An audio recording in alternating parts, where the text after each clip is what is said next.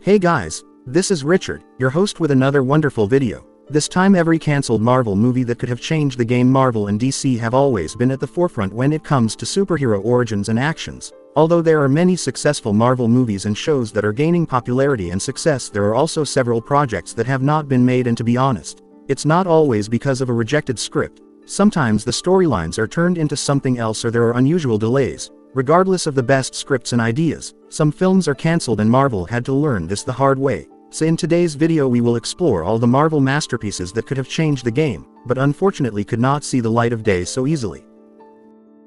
Let's go directly to the details, but before we go into our explanation, we have a very small request. If you like our content, please support us by subscribing to our channel.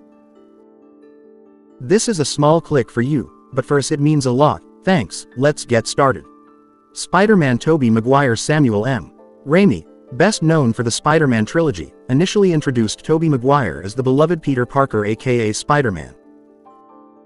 This movie was a hit with $825 million at the box office, followed by our other two favorite sequels. Spider-Man 2 was released in 2004 and Spider-Man 3 was released in 2007, and just when we expected it.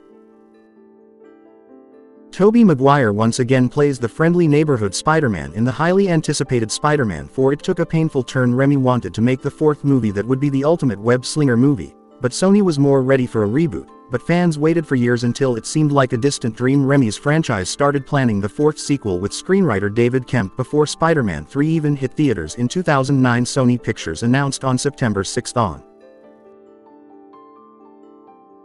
May 2011 announced the release date on Twitter. The high hopes began to rise among Marvel fans, but the Spider-Man 4 has never seen the light of day. So what exactly do we know about this movie? Spider-Man 4 would have vultures as the main villains and we would probably witness Dr. Connor's transition to the Lizard. It was reported that several vicious members of the Sinister Six would come into conflict with Tobey's Spider-Man. It already sounds exciting. It does not hold its breath, because Bruce Campbell supposedly playing Mysterio. The ruthless battle between Vulture and Spidey would rarely be exciting and action-packed. The creators revealed that Spidey would curse the wings of this evil enemy and save his life. The death of the Vulture would probably lead to something new. We could see who would take revenge for her father. Spider-Man 5. Jamie Vanderbilt, Gary Ross and David Lindsay, along with Jeffrey Henderson, also worked on the script. Jeffrey put in quite a bit of effort during the production days of this unreleased movie, and he confirmed that there were some rough storyboards that he had to work with when the movie Vulture and Mysterio was going to crawl into the wall. But that's not the end. We would also see Shaka, Rhino and the Prowler in one of those storylines. What exactly did they want this time, or were their motive?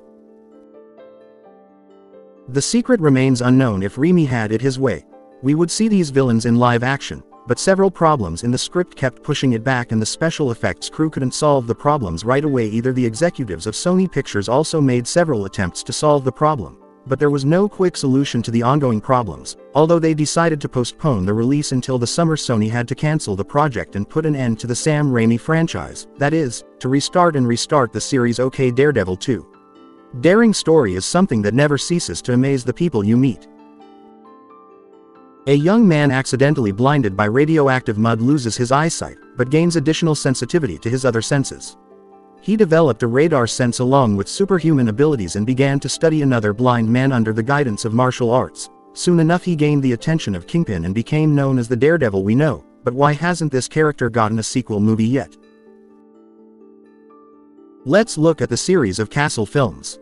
Daredevil stays behind. In 2003, Matt Murdock aka Daredevil made his theatrical debut with Ben Affleck in the title role. Box Studio produced this film, but unfortunately did not get the film rights to the character forever, because Marvel owned the copyrights, and the fact that this film was mediocre also did not help him. Meanwhile, X-Men and Fantastic Four did a much better job at the box office, which led to the studio putting Daredevil on hold for a long time, since Ben Affleck refused to repeat his role.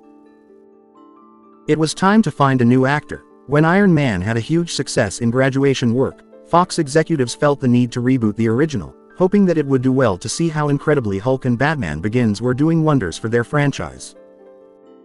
It was not until 2011 that a concrete decision was made to launch this sequel on location. David Slade, who recently shot the Twilight Saga Eclipse, was chosen as the director to reflect on his previous work. It was for sure that the tone of the film would be dark and gloomy, very appropriate for Matt, who fought his way to get justice to crooks, but it never happened, because Slade saw himself before the production started and the idea was dropped. Apparently the time for Marvel to reclaim the character rights was soon approaching and Fox had to find a way to keep Daredevil in their squad. It was then that Joe Carnahan proposed an idea for a daring trilogy that would satisfy the action thrillers of the 1970s and 80s. He said in 2014 that although Fox only wanted him to direct a finished script, he did everything in his power to propose a trilogy that would be dirty and dark, and the thematic arcs would be based on the music of that era. Daredevil 73 would be classic, Daredevil 79 would be punk rock, and Daredevil 85 would be based on a new wave. But the timing when he proposed this idea was not good, because the rights would soon expire and Marvel would then. Daredevil did not want to renew what was widely celebrated and lasted 3 seasons, before it was cancelled even without a proper finale episode. One can only wonder what would have happened if Fox had had the right script at the right time and how it would have rebooted The Man Without Fear of Aliens. X-Men Origins Magneto. Eric Lancia aka Magneto was the ultimate nemesis of the X-Men from the very beginning. As one of the strongest mutants with the ability to manipulate magnetism and fire electromagnetic pulses, he is really one of the most complex villains. Ian McKellen and Michael Fassbender did a fantastic job as Magneto in the X-Men movies, and to be honest, of the X-Men men entering the Marvel Cinematic Universe, we have all seen, so why not create an MCU version of the most likable villain? Long before the origin of Wolverine in the X-Men 20th Century Fox actually decided to making Magneto's origins X-Men Origins Magneto is something that should give details about this infamous character and explore his origin story. It certainly tickles the curious cat in us, isn't it, who Eric Luncher was and what his life was like.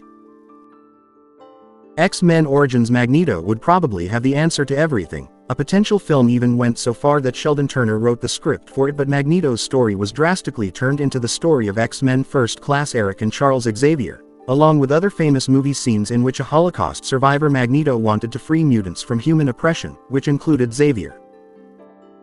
Unlike other villains, Magneto is wise and logical, which is sometimes true, so fans, of course, were quite disappointed when the dark theme of the character went undetected, although it was of a complex nature. In the comics, he often committed heroic deeds. He is one of those characters that just makes sense, although the MCU acts as an antagonist, who is a strong villain with diverse intelligence and strength. It left a lot of room to explore his origin, but on the other hand, we also understand that MCA usually does not bring dark-themed characters with complex personalities, and if so, the villains usually have a very short survival time. The film was intended to be a prequel to the X-Men films and explore the origins of the character of this recurring antagonist in the franchise. The film was announced in 2006 and was to be directed by David S. Goya, who had previously written the scripts for the Blade trilogy and Batman Begins. In the end, the character of Magneto was instead portrayed in the X-Men films by actor Ian McKellen, starting with the first film in the series, which was released in 2000. The character was also portrayed by Michael Fassbender in the prequel films X-Men First Class 2011, X-Men Days of Future Past 2014, and X-Men Apocalypse 2016. 3. Andrew Garfield. If the sudden cancellation of the most anticipated The Amazing Spider-Man 3 by Andrew Garfield was also shocking, you should know that you are not the only one. The one-time reboot of the Spider-Man franchise is rather disheartening and confusing for many. What really happened here? After Sony Pictures put an end to Spider-Man 4, they relaunched the franchise and launched The Amazing Spider-Man, directed by Mark Webb and Andrew Garfield as Peter Parker. It was certainly a bold move by Sony to cut off the Raimi franchise after the big box office success, but both Andrew Spider-Man movies were also a super hit. Sony was pretty adamant about making Amazing Spider-Man 3 and maybe a 4, and they even had a potential plot to pursue. Just like in the comics, Gwen Stacy's character would also explore as a ghost spider, so when Paul Giamatti promised fans that he would do everything over a 10 release date. June 2016. Amazing Spider-Man 3 has the Spidey fans all hyped. Not only that, Amazing Spider-Man 4 also had a date of May 4, 2018. Around the theater speculation, it is also suggested that Felicity Jones as Felicia Hardy Mark Webb could have contributed to the first 2 hit movies. It is only natural for us to expect that he will also direct the next film, much to everyone's disappointment. All the fascinating ideas were smashed. The next film was closer than we thought, but Andrew Garfield was actually fired. Why he somehow paved the way for the dismissal of Amazing Spider-Man 3. And see you in the next. Until then, toodaloo, and if you liked our content, don't forget to leave a like. You can subscribe to us if you don't have a good one yet, and be sure. Thanks to everyone.